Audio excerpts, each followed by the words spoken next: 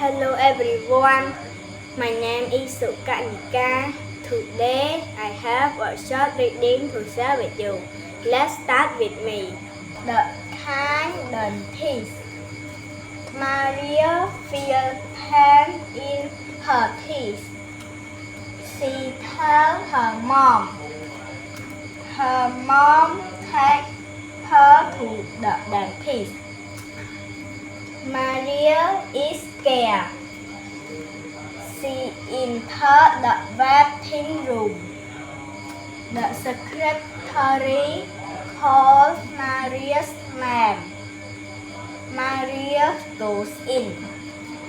Maria sits in a big chair. She waits for the dentist. The dentist arrives. He is careful with Maria's teeth.